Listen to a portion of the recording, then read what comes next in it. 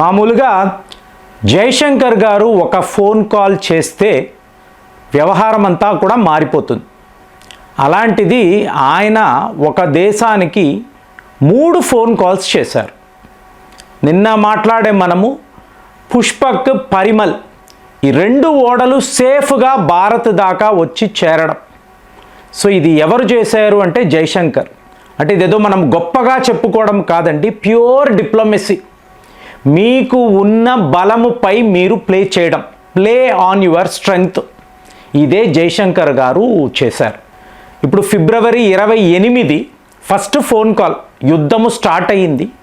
ఇప్పుడు ఈరాన్ ఏం చెయ్యబోతుంది అంటే అమెరికాను సంప్రదించడము, లేదా మీకు ఇజ్రాయెల్ యొక్క ఫారిన్ మినిస్టర్తో మాట్లాడడము, నథింగ్ అండి. అలాంటిది ఏమీ కూడా జరగలేదు. డైరెక్ట్గా ఈరాన్ యొక్క ఫారిన్ మినిస్టర్తో ఫోన్లో మాట్లాడి ఏం చేద్దామని అనుకుంటున్నారు, ఇది ఫస్ట్ ప్రశ్న. అంటే కాంటాక్ట్ను ఎస్టాబ్లిష్ చేయడం. స్ట్రైట్ ఆఫ్ హార్మోస్లో ఏం జరగబోతుందో ముందే ఊహించి, నేను మాట్లాడిన 37 ఓడలు సరిగ్గా ఇక్కడే గల్ఫ్ ఆఫ్ ఒమాన్ ఇక్కడ ఉన్నాయి, సేఫ్గా అవి భారత్ దాకా రావాలి అంటే ఈరాన్ మనకు చాలా చాలా కీలకం. కాబట్టి ఫిబ్రవరి 28 స్థితిగతులను తెలుసుకొని సరే అని అంచనా, వార్ రూమ్లో కూర్చొని ఏం జరగబోతుందో ఊహించాలండి. సో ఫస్ట్ కాల్ యొక్క సిగ్నిఫికెన్స్ ఏమిటి అంటే జైశంకర్ గారు కాంటాక్ట్ని ఎస్టాబ్లిష్ చేశారు. ఎవరితో? ఈరాన్తో. ఎందుకంటే అమెరికా, ఇజ్రాయెల్ వాళ్ళు ఆగరండి, వాళ్ళ ప్లాన్ వేరేలా ఉంది. ముందు మన మిత్రుడు ఈరాన్, మన మిత్రుడు, మన ఓడలు అక్కడే ఉన్నాయి, స్ట్రైట్ ఆఫ్ హార్మోస్ వద్ద ఉన్నాయి. కాబట్టి సేఫ్గా వాటిని భారత్ దాకా తీసుకురావాలి అంటే ఈరానే మనకు కీలకం. ఇక రెండవ ఫోన్ కాల్ మార్చి 4వ తారీఖు అండి. అంటే ఈరాన్ యొక్క సుప్రీం లీడర్, ఈయన ఫ్యూనరల్, ఈయన మరణించిన తరువాత కొద్దిగా డిలే చేశారు. ఎందుకు? అమెరికా, ఇజ్రాయెల్ ఆపడం లేదు, దాడులు కంటిన్యూస్గా ఉన్నాయి. కాబట్టి మార్చి 4వ తారీఖు బుధవారం, ఆ రోజు ఈయన ఫ్యూనరల్ని కండక్ట్ చేయాలని వీళ్ళు నిర్ణయించుకున్నారు. కానీ ఇదే సమయంలో ఈరాన్ యొక్క ఓడ మీకు లవాన్, ఇది ఇంటర్నేషనల్ వాటర్స్లో చిక్కుకుపోయింది. సో అప్పుడు వాళ్ళు మనకు SOS పంపించారు, మమ్మల్ని కాపాడండి అన్నారు. కొచ్చి పోర్ట్ దీని గురించి మాట్లాడడం వివరంగా. సో ఇవాళ పరిస్థితి ఏమిటి? మొన్న ఫ్రైడే ఈ 100 మంది సైలర్స్ను కూడా ఒక చార్టర్డ్ విమానములో సురక్షితంగా ఈరాన్ దాకా మనం పంపించాం. అంటే చూడండి, ఈరాన్ని ప్రొటెక్ట్ చేయడానికి ఎన్ని రకాల మన ప్రయత్నాలు ఉన్నాయి. ఎందుకండి ఈరాన్ని మనం ఎందుకు కాపాడాలి, అవసరము ఏమిటి? ఇది చాలా పెద్ద ప్రశ్న, మళ్ళీ మాట్లాడదాము. ఇక 3వ కాల్ అనుకోండి, మార్చి 10వ తారీఖు మన ఓడలు అక్కడ చిక్కుకుపోయాయి.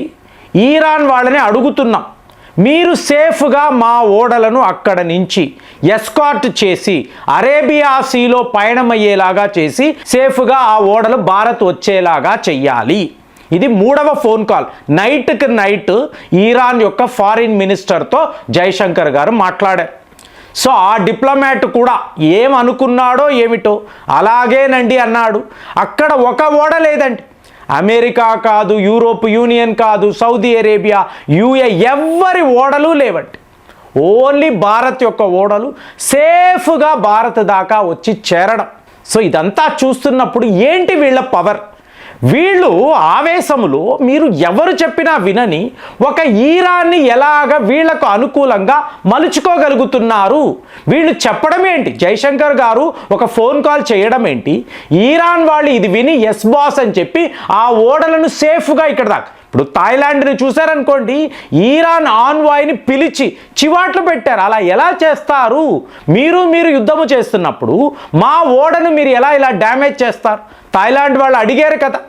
సో ఇప్పుడు వీళ్ళు ఏమంటున్నారు? లేదండి, స్ట్రైట్ ఆఫ్ హార్మోస్ని క్లోజ్ చేసేసాం, మీ ఓడలు ఏవి ఇటు రావడానికి లేదు. క్లియర్గా చెప్పాం కదా, అప్పుడు నువ్వు ఎలా వచ్చావు? సో కౌంటర్ అటాక్ ఉంది ఈరాన్ వైపు నుంచి. కానీ ఇదే మన ఓడలు అన్నప్పుడు థాయిలాండ్ అడుగుతుంది కదా, మరి భారత్ ఏమైనా మీకు స్పెషలా? వాళ్ళ ఓడల్ని ఎలా అలౌ చేసావంటే వాళ్ళు వేరండి, వాళ్ళు మీరు సమానము కాదు, భారత్ ఓడలకి మేము ఇలాగే ప్రొటెక్షన్ ఇస్తాము. రేపు భారత్ ఫ్లాగుతో ఉండే ఓడలు వచ్చినా ఇదే రకంగా మేము ప్రొటెక్ట్ చేస్తాము. ఎందుకండి చేస్తారు? ఒక ఓడ కొచ్చి పోర్ట్లో ఉంటే ఈరాన్ ఈ స్థాయికి మనం చెప్పిందల్లా చేస్తారా? ఏంటి సమీకరణ? అసలు జైశంకర్ యొక్క ఆలోచనలు ఏంటి? ఏ రకంగా ఈయన నెగోషియేట్ చేయగలుగుతున్నాడు, ఈరాన్ని ఒప్పించగలుగుతున్నాడు? ఏ అమెరికానో వెస్టర్న్ దేశాలు చేయలేని పని ఒక్క భారత్, ఒక జైశంకర్ ఎలా చేయగలుగుతున్నారు అంటే ఏమీ లేదండి. దీనికంతా పునాదులు ముందే వేసేస్తారు, ముందే ఉంటుంది, ప్లాంట్ చేసేస్తారు. ఈరాన్తో 10 ఏళ్ల పాటు మనకు చాబహార్ కాంట్రాక్ట్ ఉంది. మరి లాస్ట్ ఇయర్ 2025 400 కోట్లు ఖర్చు పెట్టడానికి మనం రెడీ అయ్యాం. హ్యూజ్ మనీ అంటే ఈరాన్కి ఇది హ్యూజ్ మనీ. సో భారత్ ఒక పొటెన్షియల్ కస్టమర్. అలాగే మీకు ఆఫ్ఘనిస్తాన్, సెంట్రల్ ఏషియా దాకా ఇదే కదా మార్గం. కాబట్టి మనకు ఇది చాలా ముఖ్యం. మరి 2026లో జీరో బడ్జెట్ అన్నాం అని జైశంకర్ గారు వివరిస్తున్నారు. ఎందుకు ఇలా అంటున్నాము? అమెరికా వాళ్ళు ఈ పనులు చెయ్యబోతున్నారు, మీరు జాగ్రత్తగా ఉండండి. ఇప్పుడు ఇక్కడ పెట్టుబడులు పెట్టడం అనేది ఎవరికి కూడా మంచిది కాదు. చెప్పి చేయడం అండి, నిజాయితీగా ఫ్యాక్ట్స్ మాట్లాడడం. ఇంకొక 2 ఏళ్ళు అవుతుంది. మీరు 500 కోట్లు అంటారు చాబహార్ పోర్ట్లో, అప్పుడు ఈరాన్ వాళ్ళు ఒప్పుకుంటారు కదా. ఈ దేశాలు ఉంటాయి కదా, ఈ నాయకులు పోతారు, ట్రంప్ గాడు పోతాడు, తర్వాత వాళ్ళు పోతారు, కానీ దేశము ఉంటుందండి. ఇప్పుడు వాళ్ళ సుప్రీం లీడర్ పోయాడు, కొత్త సుప్రీం లీడర్ వచ్చాడు కదా. సో దేశాలు, పాలిటిక్స్ ఇవన్నీ ఉంటాయి కదా. సో ఇది గమనించి భారత్ మాకు పొటెన్షియల్ కస్టమర్, చాబహార్ పోర్టుని వాళ్ళు రన్ చేస్తున్నారు. సో వాళ్ళతో మనము ఇలాంటి తేడాగా వ్యవహరించకూడదు. ఇది ఫస్ట్ విషయం. ఇక రెండవ విషయం చూసారనుకోండి, యునైటెడ్ నేషన్స్ సెక్యూరిటీ కౌన్సిల్లో చూడండి, మూర్ఖులు మీకు ఖతార్ యొక్క అంబాసిడర్, సౌదీ అరేబియా, అలాగే మీ కువైత్, ఓమాన్, వీళ్ళ అంబాసిడర్స్ కూర్చొని ఈరాన్ ఎంత దారుణాలు చేస్తున్నారండి, మా ఆయిల్ డిపోలు, మా రిఫైనరీస్, మా గ్యాస్ కాంప్లెక్స్, బిల్డింగులు మొత్తం వీటి మీద ఇంతంత పెద్ద దాడులు చేసి మా దేశాన్ని సర్వనాశనము చేస్తున్నారు, మేము ఎలా బతికేది? సో ఇప్పుడు వీళ్ళందరూ ఏం చెయ్యాలండి? కలిసిపోయి అమెరికాను ఎండగట్టాలి, అంతే కదండి, ట్రంప్ని నిందించాలి.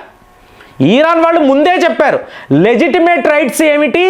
అమెరికా యొక్క బేసెస్, ఎయిర్ బేస్ అవనియండి, నేవల్ బేస్ అవనియండి, ఎక్కడ ఉన్నా సరే ఇది లెజిటిమేట్ రైట్స్ మాకు చెప్పారు కదా. వీళ్ళు అమెరికాను ఆపాలి కదా, ఆపారా? ఆపకుండా అక్కడ కూర్చొని ఈరాన్ని ఇదే కదండి ప్లాన్. అమెరికా వాడి ప్లాన్ ఏంటి? మిడిల్ ఈస్ట్ సర్వము తగలబడిపోవాలి, ఈ దేశాలంతా సర్వనాశనం అయిపోవాలి, అప్పుడు గ్రేటర్ ఇజ్రాయెల్ అనేది అక్కడికి వస్తుంది, అమెరికా ఈ ప్రాంతాలనంతా కంట్రోల్ చేస్తుంది, నేనే కువైత్ యొక్క అధ్యక్షుడిని, సౌదీ అరేబియా యొక్క ప్రధానమంత్రి, ఇవన్నీ మాట్లాడతాడు డొనాల్డ్ ట్రంప్, ఇవన్నీ ఇదే అతనికి కావాలి. కాబట్టి మీరు భారత్ను గమనించారు అనుకోండి, ఈ యునైటెడ్ నేషన్స్ సెక్యూరిటీ కౌన్సిల్ నుంచి మనం యాబ్సెంట్ అయ్యాం. ఈరాన్కి వ్యతిరేకంగా ఒక మాట కూడా మాట్లాడలేదు. మనకు అర్థమైంది అక్కడ జరుగుతున్నది ఏమిటో తెలిసి మనం ఈరాన్కి సపోర్ట్గా నిలబడ్డాం. ఇదంతా వీళ్ళు గమనించారండి. ఈరాన్ వాళ్ళు కీన్గా, అంటే వీళ్ళు జెన్యూన్గా ఉన్నారు, ఉన్నది ఉన్నట్టుగా చూస్తున్నారు. ఇక్కడ అమెరికా నా ఫ్రెండ్, ఈరాన్ నా శత్రువు, ఇజ్రాయెల్ నా, ఇలాంటివి ఏమీ లేవు, ఇలాంటి వ్యవహారమే లేదు.